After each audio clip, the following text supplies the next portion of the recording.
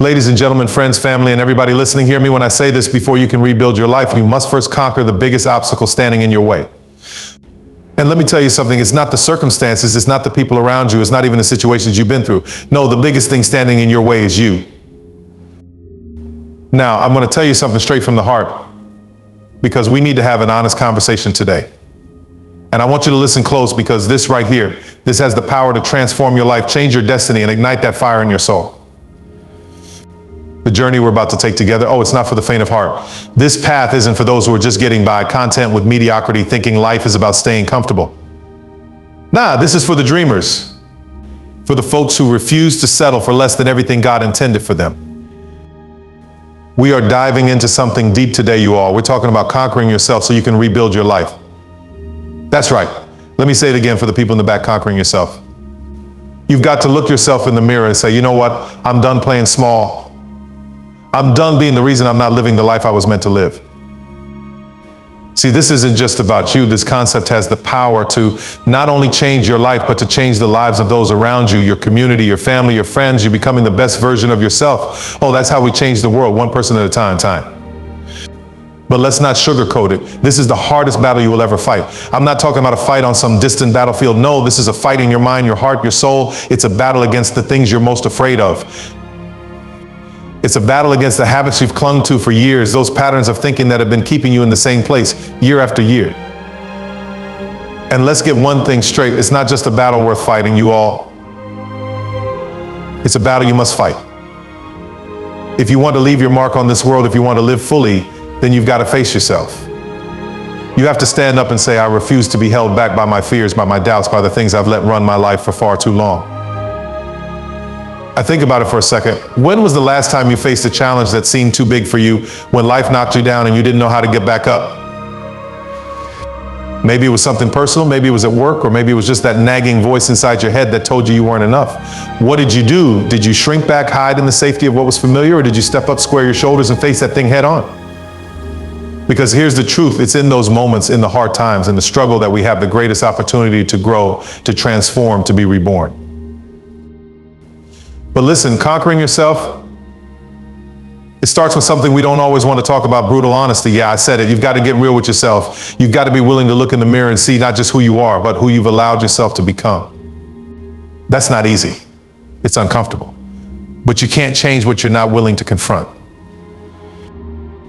Now, I'm not saying this so you can feel bad or ashamed. No. I'm saying this because when you can look at yourself without judgment, you can begin the journey of transformation. You can see your weaknesses and say, okay, I've got some work to do, but that's all right. You can look at your strengths and say, I'm going to use these to rise up in that self-awareness. That's the foundation for greatness. That's the first brick in rebuilding your life. See, we've been living with layers of deception for too long. We tell ourselves lies to stay comfortable. We say, I'm not good enough, or I don't have what it takes. We blame our circumstances, our past, our upbringing. We say things like, if only this hadn't happened to me, I could be further along. But the truth is, the only thing that's been holding you back is the story you keep telling yourself. You've been carrying these excuses around for so long, you've convinced yourself that they're real. But they're not. Now, if you're ready to conquer yourself, you've got to have the courage to face those lies. You've got to ask yourself the hard questions. What habits are keeping me from moving forward? What beliefs have I been clinging to that don't serve me anymore? What fears are holding me back from reaching for my dreams? Because when you start to ask those questions, when you start shining a light on the parts of yourself you've been avoiding, that's when the transformation begins. But wait, it's not just about self-awareness. Oh no, knowing yourself is just the beginning. Once you've taken that long, hard look in the mirror, now comes the real work. You've got to be willing to act. Knowledge without action, it's like a seed that never gets planted. It holds all the potential in the world, but it'll never grow. Once you see the truth about yourself, you've got to be willing to strip away the things that are no longer serving you. You've got to tear down the excuses, break free of those old patterns, and push yourself out of the comfort zone that's kept you stuck. Now, I want you to think about something. Imagine a caterpillar in its cocoon. That little thing is all wrapped up, tight and cozy. But inside that cocoon, something powerful is happening. That caterpillar is going through a complete transformation. Its whole body is being broken down and rebuilt piece by piece until finally it emerges as a butterfly. But here's the thing, it's not comfortable. That caterpillar has to go through the struggle, the pain of change before it can fly. Without the transformation, there is no butterfly. And you've got to be willing to go through your own metamorphosis. You've got to be willing to break yourself down so you can rebuild into something greater. That might mean letting go of relationships that no longer support your growth. It might mean stepping away from a career that doesn't align with your purpose. It might mean facing addictions, habits, or behaviors that have kept you chained for too long. It's not easy. In fact, it's probably one of the hardest things you'll ever do. But let me tell you, it is worth it. Because deep down inside you, beneath all the fear, all the doubt, all the things that have been holding you back, there's potential. There's a strength, a resilience, a greatness that's just waiting to be unlocked. And when you conquer yourself, when you face down your fears, when you break free of your doubts, you tap into that potential and nothing can stop you. Picture a phoenix rising from the ashes. In order for that beautiful, powerful bird to be reborn, it has to first be consumed by fire. It has to let go of everything that came before, let it burn away so it can rise again, stronger, more powerful, and more magnificent than ever. That's what happens when you conquer yourself. You burn away the old version of you, the one that was living small, the one that was afraid to dream big, and you rise up into a new version of yourself. But here's something important you need to know: this journey of conquering yourself. It's not a one-time thing. It's not like you wake up one day and suddenly you've got it all figured out. No, this is a continuous process. A cycle of growth, change, and renewal. Every single day you've got to choose to keep pushing forward. Every single day you've got to face down the fear, face down the doubt, and say, I am worth it. I am capable. I am enough. I think about the people in history who have achieved greatness, the inventors, the leaders, the revolutionaries. Do you think they had smooth, easy paths? No, not at all. Every one of them faced setbacks, challenges, and failures. But what made them great wasn't that they didn't have obstacles, it's that they didn't let those obstacles stop them. They kept going. They didn't see failure as the end, they saw it as a lesson. As Thomas Edison once said, I have not failed. I've just found 10,000 ways that won't work. Let me tell you all something right now. When you take the brave step to work on yourself, to break the chains that hold you back, to face the inner demons that whisper doubt in your ear, you're not just doing it for you. No, when you rise, everybody around you rises too. Your colleagues, they might just start pushing themselves a little harder, dreaming a little bigger. Your friends, they might finally find the strength to chase their own dreams.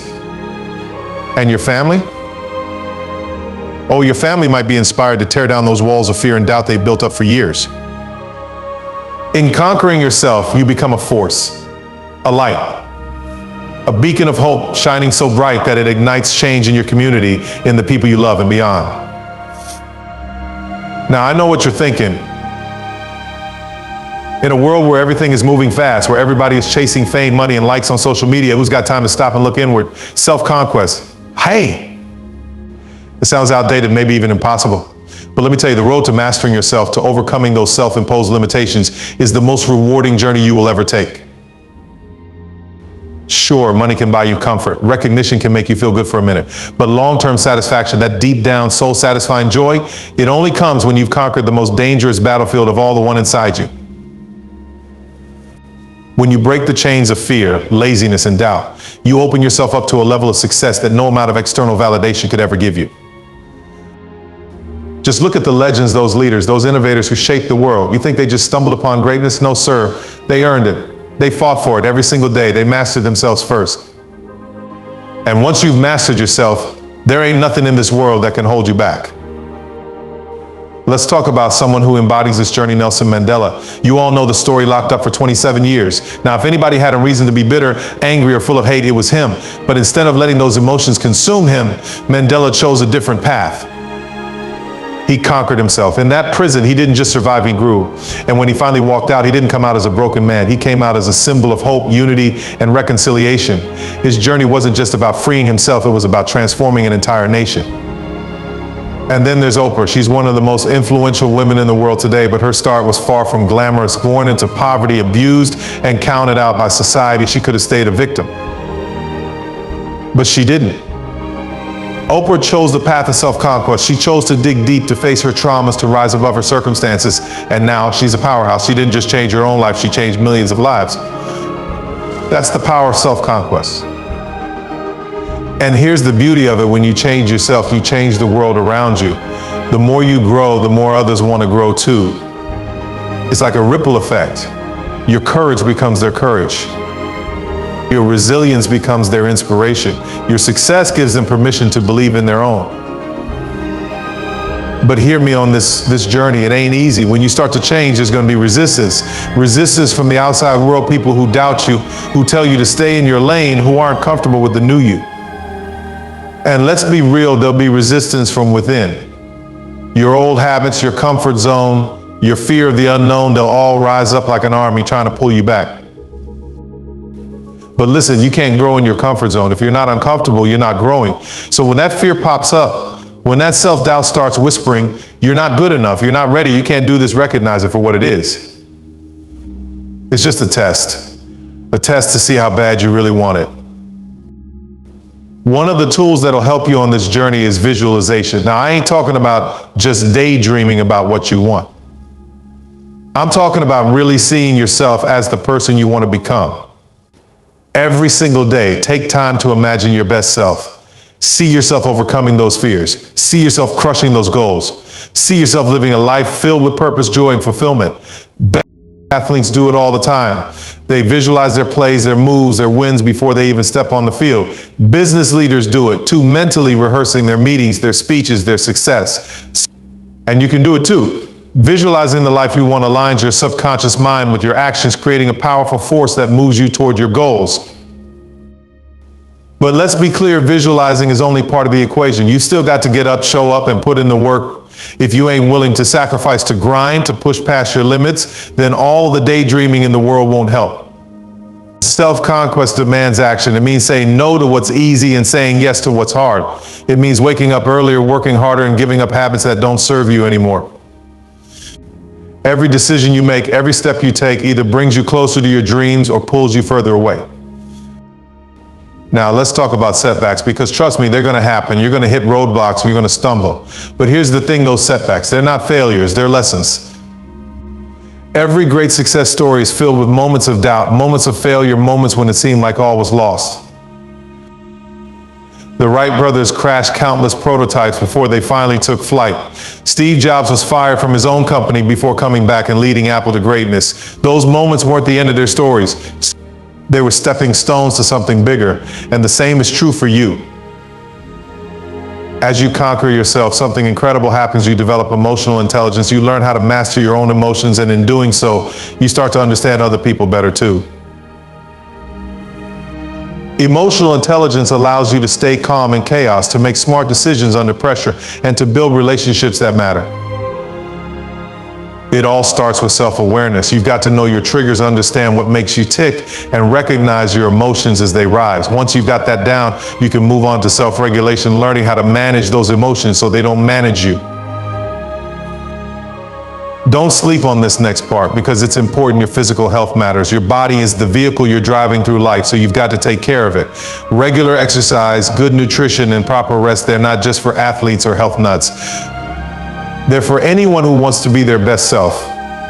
When you're physically healthy, you're mentally sharper, emotionally stronger, and spiritually more in tune. As you go deeper into this journey, something shifts. You stop caring so much about external validation. The opinions of others, they don't matter as much anymore. The material things, they lose their grip. Success stops being about what you have, and it becomes about who you're becoming. Every day that you grow, every step you take toward your goals, every time you push yourself past your limits, that becomes your definition of success. This journey of self-conquest, it's not about becoming someone else. It's about becoming the truest, most authentic version of yourself. That means you've got to peel back the layers of society's expectations, shake off the limits others have placed on you, and uncover the real you.